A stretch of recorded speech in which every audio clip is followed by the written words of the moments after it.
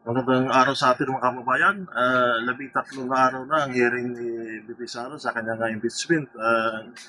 Di gumasto na di umano ito ng 325 million, higit kumulang. So ang hinahabol nilang pera is 125 million. Nagreklamo yung mga karamihan dyan dahil sa 11 araw daw, gumasto si VP Sara ng 125 million. Pero ito, 13 araw, gumasto naman ng 355 million.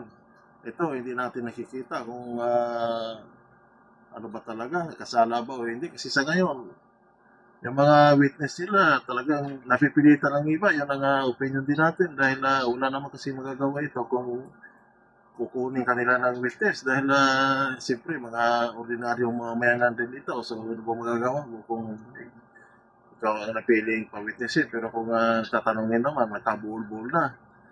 Dito naman, wala naman sanang problema kung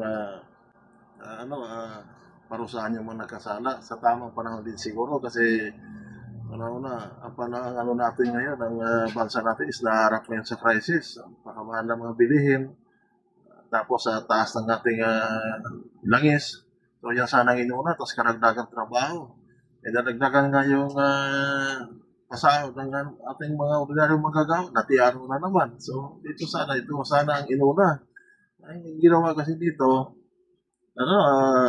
naghabol sila. Tapos wala namang matitibay ng mga ebidensya. Tapos yung iba naman dyan, sasabihin naman nila, siyempre yung mga senator judges naman natin, kung alin ang tama, doon sila. Ang dito, kung sasabihin nila na magtatanong, ang daming matanong, sasabihin naman ng iba na para nag-aabogado sila kay BP Sara. Alam naman na makikipagsipatiya sa mali. Dito, hindi naman natin sinasabing lahat kasi dito, talagang binabali yung batas. Yung iba naman talagang sumunod. So, dito, karapatan lang siguro ng mga senator judges natin na itama naman nila yung mali.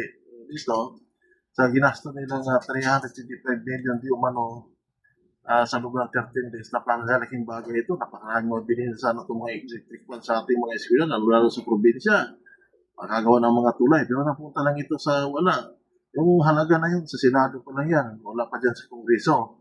Dapat maglabas sila ng mga expenses din sa website nila. Sa ganun para makita na mas masabay ng Pilipino. Dahil tayong mga may karapatan natin na makita yan dahil hindi naman ito pera nila, pera ito masabay ng Pilipino. Sa atin naman, wala naman tayong problema kung lilitation ng isang tao sa tamang panahon naman. Dito kasi nakita natin napakaraming pwedeng unahin. Kung makikita na ng lahat, nagkabuhol-buhol na yung mga tinatanong ng mga witness nila. Nakakaawa din kasi pag scripted dito yung investigation ng tao, pag examination ito ng dipisa, talagang mamahirapan din.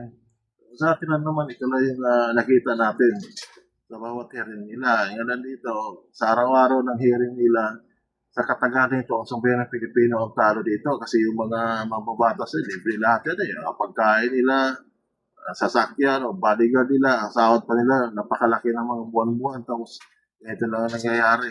Kaya siguro, susunod na mga eleksyon, titingnan na natin ng maigi yung mga taong karapat-dapat talaga. Kung iboto na naman natin, pagdating mga nakaupo, nakikipag-away na dyan, lalo ito ibang mga babatas natin.